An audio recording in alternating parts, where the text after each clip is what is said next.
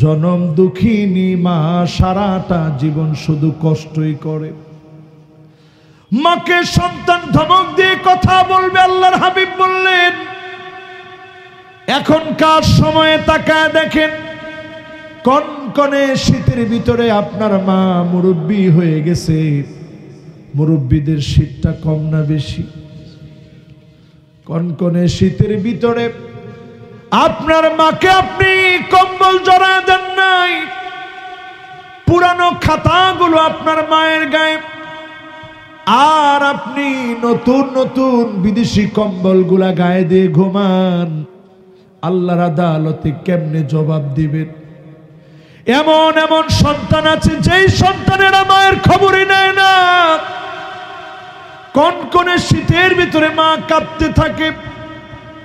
গত 2 বছর আগে একটা ভিডিও ভাইরাল হয়েছিল, গোয়ালঘর থেকে মাকে পুলিশ উদ্ধার করেছে।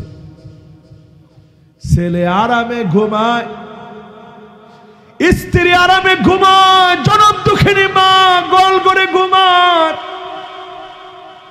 মাকে প্রশ্ন করা হলো, মা কোনো অভিযোগ করে নাই। মা বলেছে, আমার ছেলে আরাম করলেই তো হলো, মা কষ্ট করলে কিছু যায় আসে না। সেই মা তো সেই মা যে আপনাকে ছোট্ট একটা পেটের ভিতরে জায়গা দিয়েছিল।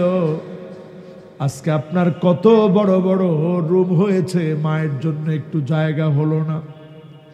এমন সন্তানদের কারণে পৃথিবীতে আযাব আসে, পৃথিবীর মধ্যে গজব আসে।